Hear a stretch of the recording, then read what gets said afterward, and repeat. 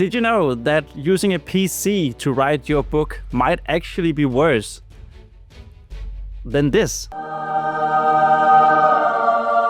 This is my ink pen that I use to write the first draft of my fantasy stories. So in 3 chapters, I'm going to make the case why I think it's better to actually write your book, or at least the first draft, by your hand, or longhand as it's called. And those 3 chapters are going to be science, it's going to be my own experience, and it's going to be what other successful authors have said and done about the ancient technology that is pen and paper.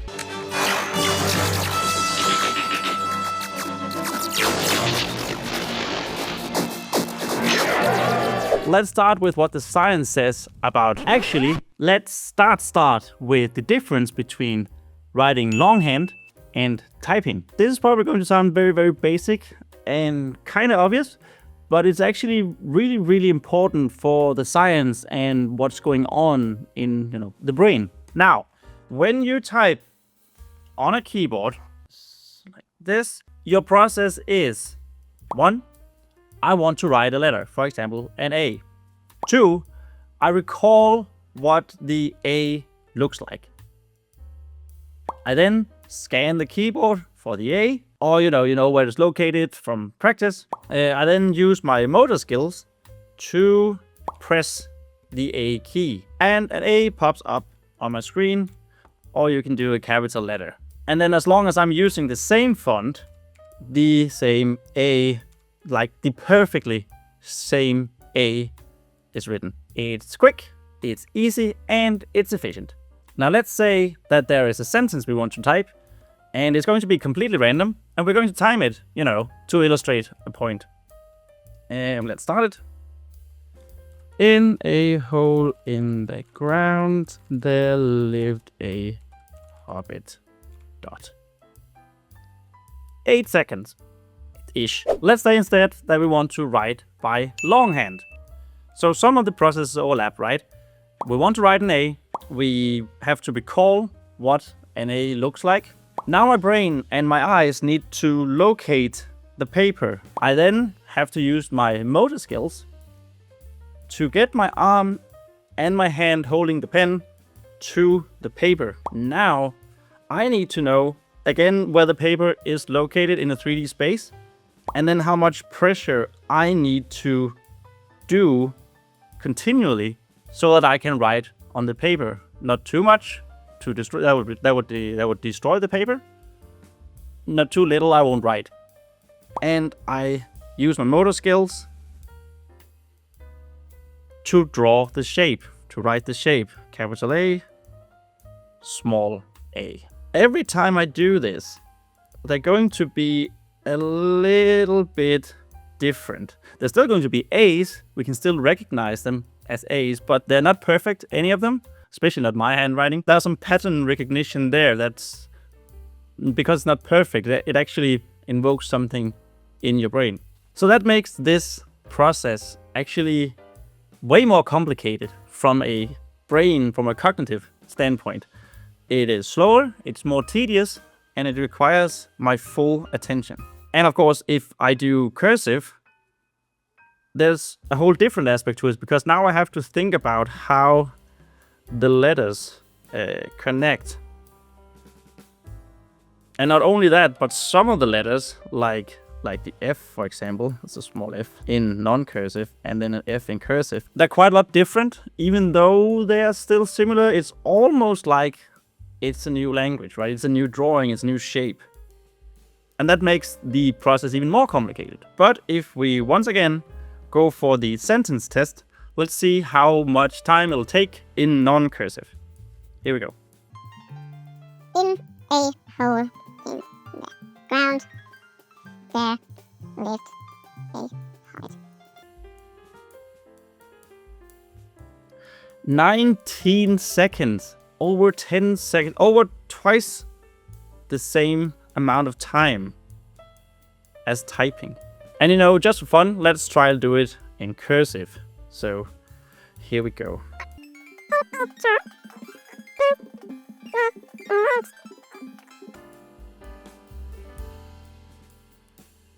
23 seconds, 23, 24. And I know this was very unscientific, but it was really just to illustrate the point of what's going on inside your brain.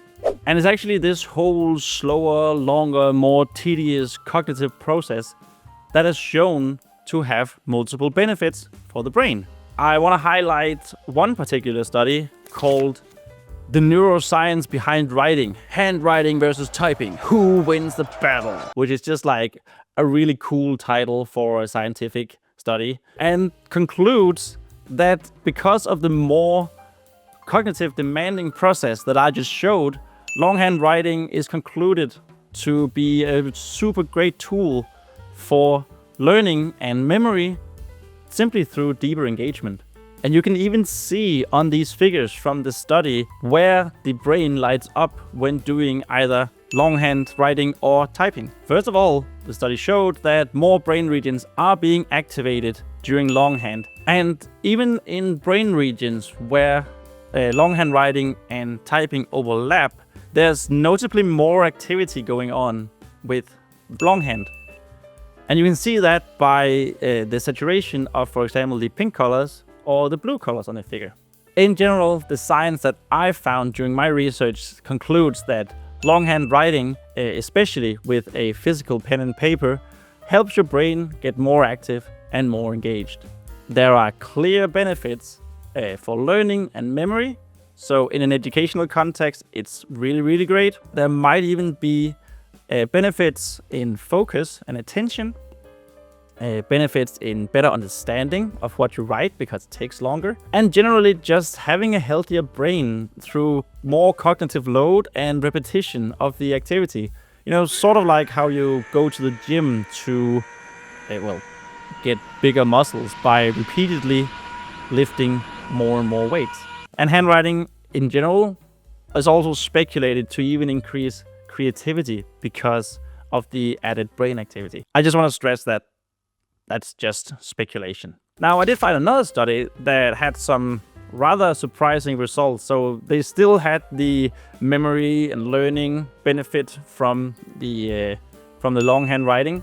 And one of the extra things that this study found was that the people tested who had to translate using longhand, pen and paper, they seemed happier and less frustrated than those who did the typing. And with the science concluded, let's move on to chapter 2, what I call the 5 advantages, at least from my own experience. First of all, when writing longhand, the distractions of a PC is minimal. There are no internet tabs, there are no emails to read or write, there are no YouTube or other social media platforms to lure your attention away from your work with an easy click. This is no ordinary apple. It's a magic wishing apple. A wishing apple? And that experience goes quite well hand in hand with what the science said about increasing attention and be beneficial for your focus. Secondly, there's no turning back. And what I mean by there's no turning back, well, I think a very, very large point of your first draft is to get the story from your head and down into prose and finish it. I think it's quite important. And when you're writing on a PC, it's easy and it's convenient. So I'm not arguing against that. But it's also easy to add stuff. It's easy to delete paragraphs or dialogue or something like that. And it's easy to go back and redo over and over again. So if you're a perfectionist like me, it's actually, you can get caught in this perpetual loop of never really moving forward because you keep redoing what you already done. But that's totally different with longhand writing on physical pen and paper. There's no adding, there's no deleting, there's no redoing once the pen is dancing across the paper.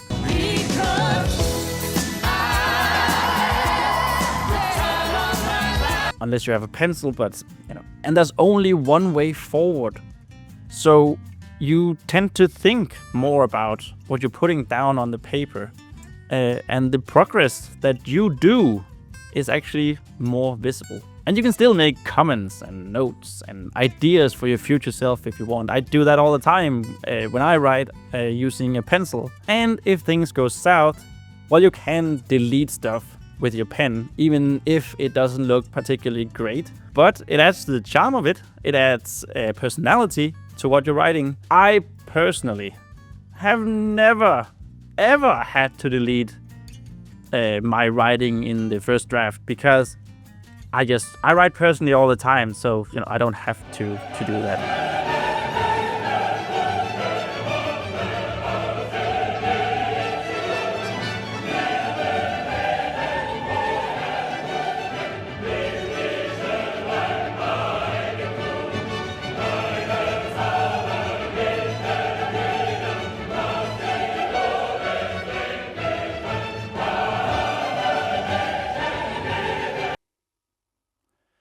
Anyway, this brings us to my third point. When you digitize your first draft, you are already doing the first revision. You're watching it with new eyes because you're retyping everything. And sure, it takes longer, but you simply can't help yourself to think more about your story, more about what you're typing because, well, again, you're not just rereading it.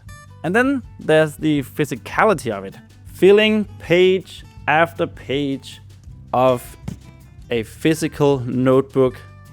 I mean, I cannot overstate how great it feels to watch all of the words all throughout a notebook like this. It looks so great. Get a room. And you already have your first book once that's done that you can put on your display case, to show people how proud you are of your work, and you should be proud of anything that you write. Anyway, the last and fifth point is that writing by hand is fun. Well, Bobby, we're just getting started. There's no other way around. I especially find cursive to be really, really fun. I find it fun to see the progression of my skill in cursive, even though it still looks terrible bad. I promise you, when I began doing it, it looked way, way worse. And of course, you can write with pen and paper everywhere. You don't need electricity. You don't need internet. You probably need a light. But as long as you have the notebook and your pen or pencil or whatever, you can get writing. But don't just take the words of a hobby fantasy author, aka this guy. No, instead I want you to take the words and actions of a selection of successful and popular authors that I'm going to highlight in chapter 3. I want to start this chapter with a video that the British television show QI uploaded, where the author, broadcaster and former politician Giles Brandreth had this to say about Longhand.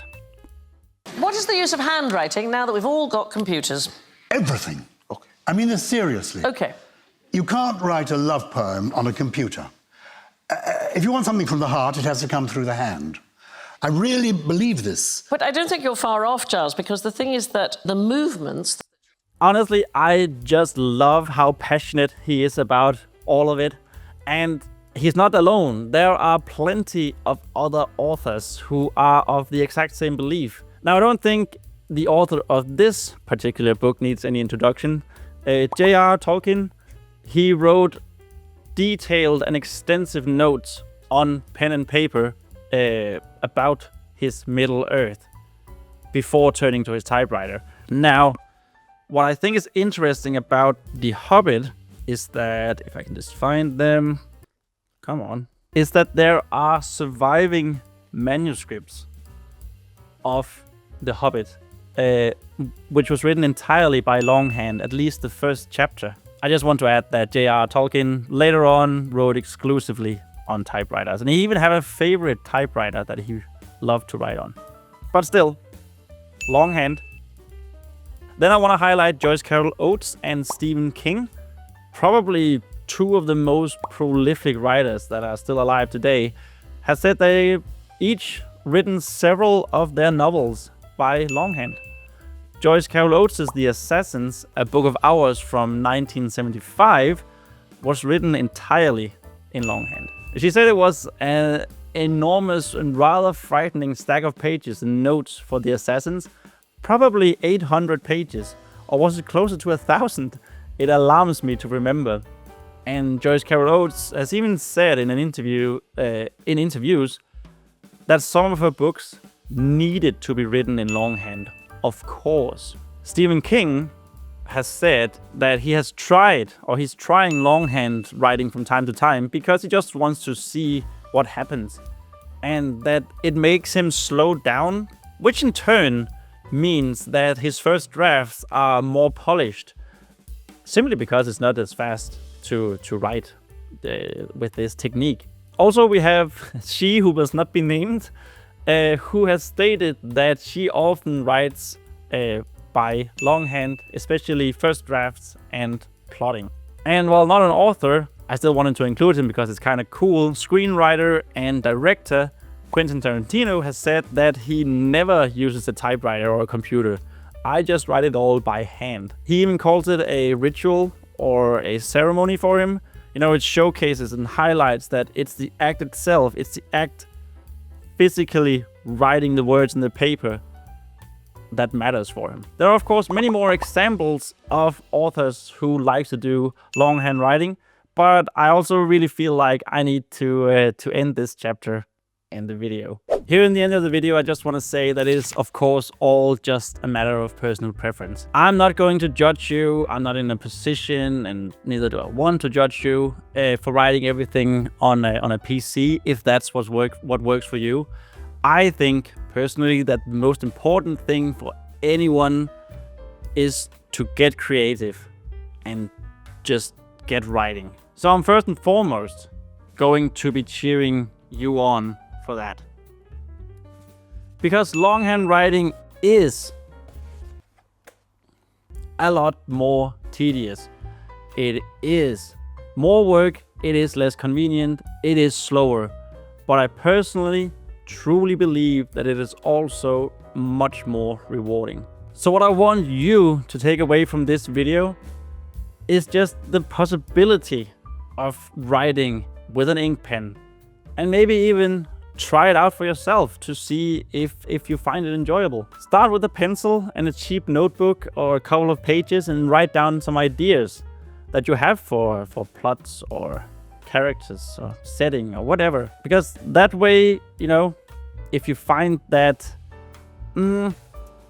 it wasn't actually for me, you won't have it invested in a fountain pen, in an ink pen, and you can go back to your PC or your typewriter if you have one of those. But you might also actually find yourself enjoying it. And if either one of those two happens, then my work here is done and I would be over the moon. And I would actually also be over the moon if you wrote a comment saying that I inspired you to try it out, or maybe even tell me your experience because you did try it out. Speaking of engagement, I just want to sign off by reminding you to like this video if you found it enjoyable, and maybe even subscribe to me. I write fantasy and make other videos like memes and live streams and stuff about fantasy here on the channel, so it will mean a lot to me if you want to stick around. And then I'm just gonna end the video by bringing your attention over here to this video, where I wrote my first book in 30 days and I live streamed most of it. I talk about what I learned from that particular experience, and well, I just want you to remember that we write our own stories. Bye!